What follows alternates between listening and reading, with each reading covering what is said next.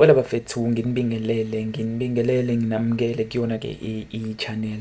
This is Chef the Soul and you are tuned with Chef the Soul TV News. If you are new, please don't forget to subscribe and also do comment if you have anything to say la kwi-comment section ngezansi bafethu, and also do like i-video ke njengoba ningibona bafethu ke I'm looking for your support and kufana nokuthi ngiqashwe yinina njengoba ke nginithulela nje ezisuke zihamba phambili ke indaba. So yeah, I was minding my own business kodwa ke kwanento ke ethi cha no, you have to make this video and make sure ukuthi ke le video le abantu badonsa ngeindlebe ukuze bezokwazi nabo ke ukuba aware ngalezi zimo lezi noma ngalezi zinto, yabo, especially ngoba sesiphila ke emphakathini ke onezingqinamba eziningi, yabo, so many challenges emphakathini esiphila kuwona, yabo. And lokho futhi kwenziwa ke izinto ke ezahlukahlukene ke kuwona ke lo mphakathi ke esiphila kuwona ke ukuhlala nje odabeni bafethu ke lapha ya khona ke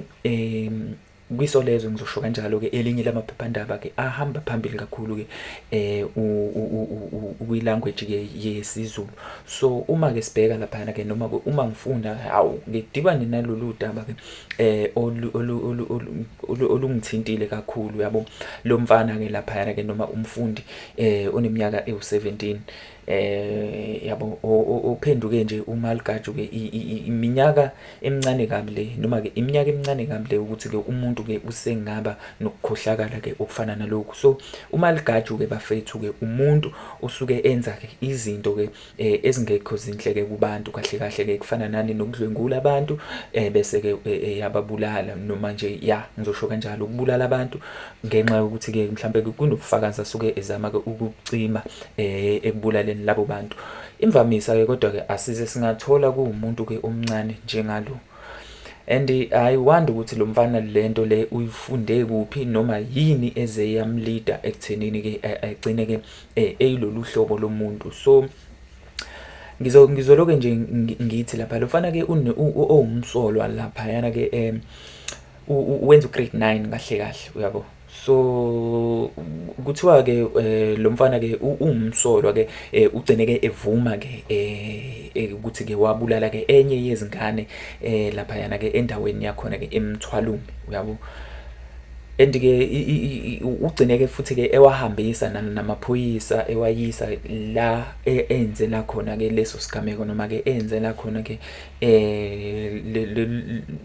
lobu noma ngizothi leso sihluku leso, uyabo.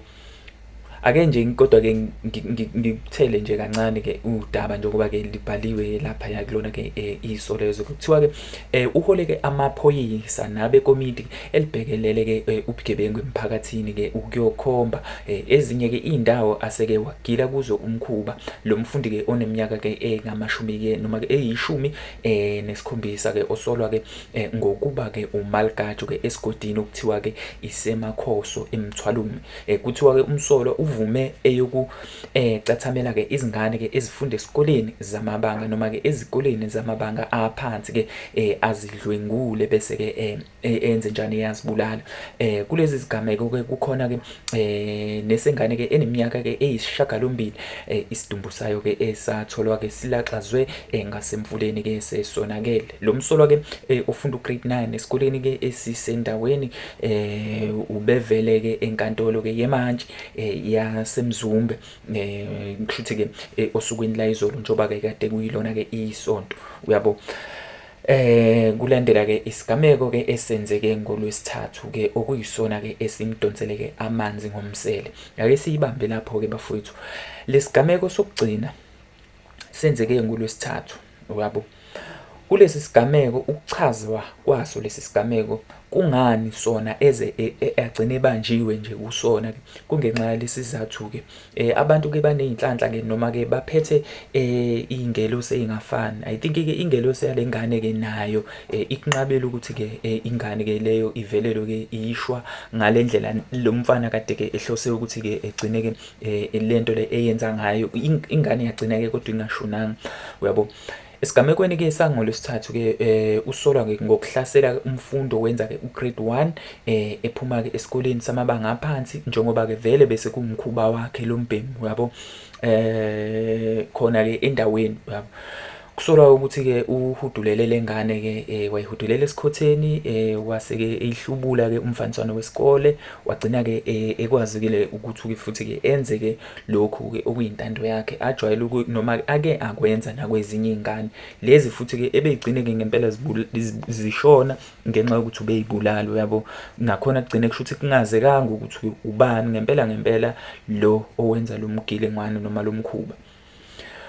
Okushaqisayo-ke nokugcina kwenzeka ukuthi-ke kahle kahle ingane le ushiye ezitshela ukuthi-ke ifile, yabo, ngoba kuthiwa laphayana-ke uma siqhubeka nje nodaba laphayana-ke ekuhlubuleni ingane leyo ube esenza lento yakhe ajwayele ukuyenza, and futhi-ke wase eyigqema ngetshe ingane-ke eyigqema khona ekhanda, yabo. Wayishaya ngetshe ingane, emva kwaloko wase eyiklinya, wayishiya kusho ukuthi-ke kungathi ifile kanti ayifile, uyabo. So ukuqhubeka kwakhe-ke kusho ukuthi-ke ube esehamba kanjalo, kanti ingane-ke izosale-ke ivuka. Nanso-ke indaba la eyikhona. Nakho-ke la naye futhi ekugcineni kwakho konke-ke ezobambeka-ke ngakhona.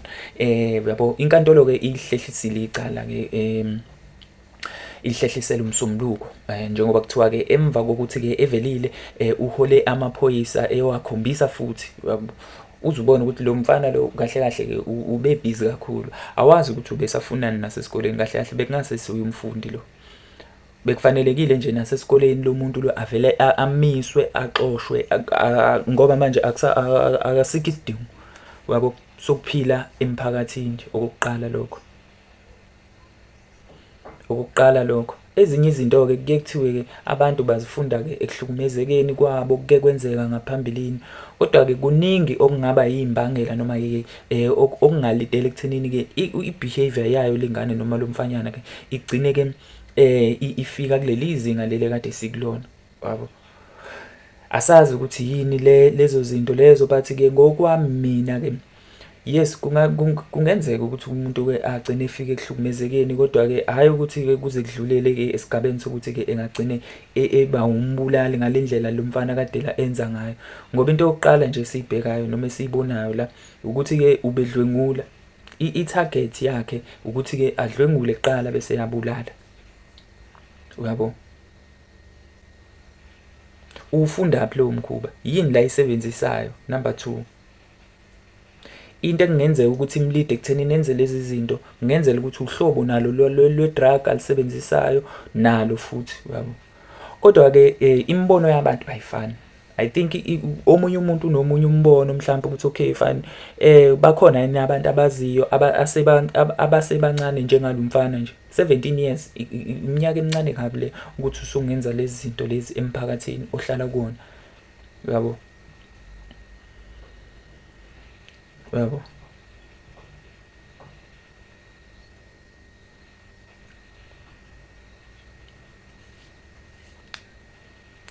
So yeah, inkantolo yena uzovela ngomsombuluko, okay fine. Uphindile futhi-ke kuthiwa watshengisa, wahamba wakhombisa amaphoyisa la enza khona ezinye-ke iy'gameko ey'fana nalesi, yabo. Lapho futhi abulalela khona enye ingane, leyo ngane yayenza u-grade 3 egameni lesikole-ke leso ekuthiwa-ke iseMakhoso Primary. Isidumbu-ke lesi-ke sikaSinethemba-ke kuthiwa satholwa-ke ngoSeptember ngonyaka odlule ngabafana-ke ababebhukuda khona lapho silahliwe, lapho silahlwe-ke kusho ukuthi silahlwe Emhlangeni, yabo, ngasoSebeni lawo kumfula. Kwase-ke kuphele-ke amasonto-ke amathathu edukile-ke lo ntombazane-ke, kanti naye wayegcina ukubonakala-ke ephuma esikoleni. Kusho ukuthi-ke iy'ngane kahle kahle bey'cuthela nje mayiphuma esikoleni. I think nangasolundi, Ulundi nje ngizosho kanjalo, Ulundi, bakhona abantu abebenomkhuba wokwenza yona lento lena, bagcine kodwa nabo beboshwa. Ngiyakhumbula impela endaweni ebengihlala kuyona nami bagcine beboshwa, bebona-ke imvamisa bebephuca iy'ngane, bebey'phuca amafoni, bey'phuca imali, yabo. Hhayi, kwagcina impela kuriphotheka emphakathini, kwagcina kwazeka ngoba phela kwesinye isikhathi ngisho ungazifihla, ngisho ungazifihla kodwa khona umuntu ozokubona, ngisho ungafaka ilontuzana iy'gqoko lezi ey'khava ubuso khona, kodwa umuntu ozokwazi ukunothisa i-voice yakho ukuthi ubani lo. Uyabo? Khona umuntu ozokwazi ukunothisa ukuthi okay fine lo muntu lo uyena, and-ke bese ugcine-ke ubambeka kanjalo. And well, mawuke kwaqala kwaney'nsolo zokuthi wenza something emphakathini ohlala kuwona, leyo nto leyo ukunothise lokho. Once wawumsolwa vele already kusho ukuthi kusuke kuna something osuqalile ukuyenza noma wake wayenza ngaphambilini, yabo. Right, ubese boshwa-ke lo mfana, njengoba-ke sigcine nathi-ke sesikwazi ukuthi-ke sikhulume ngalo lolu daba, silithole laphana kwiphephandaba iSolezwe, ukuthiwa-ke eboshwa kumsolwa-ke waboshwa emva kwesigameko lesi-ke esenzeka ngoLwesithathu kumfundi. Okay, wazivumela yena noma-ke ugcine ezivumela yena-ke kumalungu omphakathi, yabo, ukuthi-ke cha, uyena owenze le nkiyankiya, uyena futhi-ke owenza nalezi ezinye-ke iy'gameko zakamva, yabo. Umphakathi awudlali-ke, ukukhiphisa iqiniso uthanda ungathandi, ube nenhlanhla njengoba-ke ube sesandleni samaphoyisa, kodwa-ke ukube le nto le ibiyenzeke noma-ke ubevele-ke emphakathini ngaphandle kokuthi-ke ebe sesandleni samaphoyisa, ngabe sikhuluma ukuthi naye bamenze le nto le ekade yenza-ke ey'nganeni, yabo. Abazali-ke bayo-ke noma bazo lezo y'ngane lezo, bona-ke iy'nhlungu-ke ababeke kuzona-ke, singasasho-ke ney'nhlungu-ke. Ukuphucwa nje umuntu okade uhlala naye ingane, usabona ukuthi-ke okay fine lo muntu usazozakhela naye ikusasa, niphile naye, then wena udecide ukuthi-ke nawe as a minor futhi, because this is a minor kodwa with the mindset of i-major, because awukwazi ukwenza into efana njengale. Ucabangisa komuntu omdala kodwa umuntu omdala nakhona ocabanga izinto eziwububi. Umuntu omdala ongacabangi straight, ongacabangi ukudevelopha umphakathi, but ocabanga ukubulala umphakathi, because you not only stealing against abazali balengane or taking a life against abazali balengane, but you are also attacking umphakathi, because ke mhlawumbe lengane bizokhula kusasa ibe enye yezinto ezivula umphakathi, yabo. Mhlawumbe ibe seyikhundleni, mhlawumbe ke ibe omunye wosomabhizinisi oqasha even abantu khona emphakathini, but yena noma yona lengane le ena 17 idecide ukwenza njani, ukuhlwitha imphefumulo yazo lezi ingane.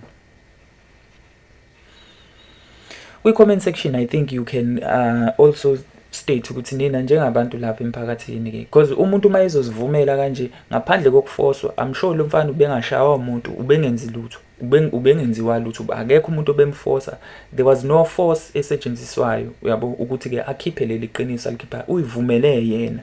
Kubantu abanjengalaba awupropose mhlawumbe ukuthi ke kube nento kubuye yona indaba ye death sentence, because abantu abanjengalaba ngempela they ababelong ndawo, even ngisho ejele ababelong, because ejele siyazi ukuthi ngisho nazo iziboshwa zinamalungelo, and of which lawo malungelo la ezinye iziboshwa ziphila kangcono ngaphakathi and zivikelekile, yabo.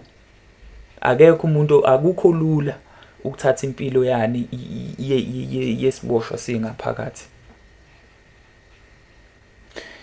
I-response yabazali-ke bayo lengane noma-ke yalo baba lo owumzali walengane-ke eqeda-ke kugilwa noma-ke le eshiwe ilo mbhemu etshela ukuthi-ke ifile, ugcine-ke kodwa naye-ke ebeka kanjena-ke ngizocaphuna nje laphaya odabeni-ke. Uyise uMgilwa elandisa-ke lona-ke iso lezwe langempela sonto, uthe-ke indodakazi yakhe-ke ihlwithwe umsolwa-ke, sekubalwa amagxathu-ke ukuthi ingene ekhaya, njengoba-ke ubeyilandela eduze udadewabo-ke akazange abone lutho. Uyabona, bathi-ke ingane uyihudulele esikhotheni, wenza leyo nto yakhe-ke yasiphaphama-ke ingane-ke isiphaphama engasekho lo mbhemi. Yabona, ingane-ke nayo iqhamuka nje futhi-ke ayisagqokile, ngoba ihamba igqoke i-uniform, ayisagqokile i-uniform, ayigqokile lutho. Iy'mpahla uyithathile nazo wahamba nazo, yabo. Isihluku. Usifundaphi kodwa yena lo mfana lesi sihluku asazi, and asazi indlela yokulwa nalento le. I think nawo umphakathi futhi, cause bese kumele, ngoba kuyaziwa ukuthi okay kuney'ngane ey'jwayele ukunyamalala, bese kumele kube nabantu abaqaphayo nje, yabo. Bese kumele kube nabantu ngaso sonke isikhathi okwaziwayo ukuthi okay fine, kunabantu abazingelayo lo muntu lo, kungabe ukuthi ekugcineni, ngoba kusho ukuthi lo muntu lo kube le ngane le ayikwazanga ukuphaphama igcinisha ukuthi ubani, bengakazi ukubanjwa, beziseningi iy'ngane ezisazohamba, kanti zibulawa ubani? Zibulawa umfana nje osemncane wakhona futhi endaweni engathunywa umuntu, yabo.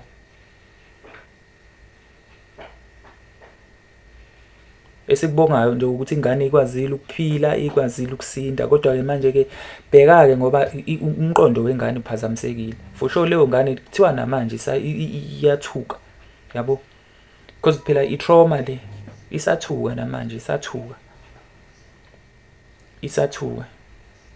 yabo, ukuthi i-damage ingakanani nje emqondweni wayo ingane, emqondweni even nabo abazali, yabo. So lo mfana wake ugcine bekwa-ke amacala, kubekwe icala lokuzama ukubulala, amacala futhi-ke ukubulala, ngoba phela kufana nokuthi-ke lokhu njengoba ezivumele yena nje ukuthi-ke kukuphi la abulalela khona enye yezingane, kufana nokuthi-ke icala lelo-ke unalo lokubulala. Nasesikoleni uxoshiwe. Amalungu omphakathi-ke nawo abegcwele-ke ngaphandle kwayo-ke inkantolo-ke kushiwo kanjalo-ke ngesikhathi-ke eyovela khona laphana-ke eBingeleli manje, yabo. And awavunyelwa amalungu omphakathi ukusondela eduze kwakhe lo mfana, ngoba ukusondela kwawo eduze kwakhe okunye naye uzoba i-history, So yeah bafowethu-ke, ngiyacela if you have anything to comment on ngalolu daba, please do comment kwi-section engezansi. Do not forget to subscribe, do not forget to like the videos we post, do not forget to share if you have any means to share this video. Kodwa nje kubaluleke kakhulu ukuthi-ke asenze sure ukuthi iy'ngane zethu sizicaphele, iy'ngane zethu-ke senza sure ukuthi zi-safe. Enye into ngike ngayibona futhi ukuhlangatshezwa kwey'ngane-ke okubalulekile, yabona. Uma kukhona umuntu okhona-ke kwi-family ongayile ndawo mhlambe-ke ohleli, yabo, lowo muntu loyo mina ngokwami, that's my idea, that's my opinion, ukuthi-ke lowo muntu loyo if kukhona ingane-ke efundayo, ungalindi ukuthi kuze kube khona-ke isigameko esenzakalayo esifana nalezi, but if kukhona ingane efundayo ekhaya, ukhona nawe u-available, please hlangabeza ingane or else uyiphelezele if you can, yabo. Wenzelani i-safety yayo leyo ngane, wenzela awusenzeli even ngisho nabantu-ke, mhlawumbe khona umgwaqo ngakini oyisiphithiphithi obhizi nasemgaqweni, because khona iy'ndawo ezingenawo abantu laba abagada iy'ngane uma ziwela imigwaqo, yabo. Ziningi iy'ngozi ekumele sivikele kuzona-ke iy'ngane zethu emakhaya. But then-ke please do comment if you have anything to say, don't forget to subscribe. Ngibonge kakhulu bafowethu, danko.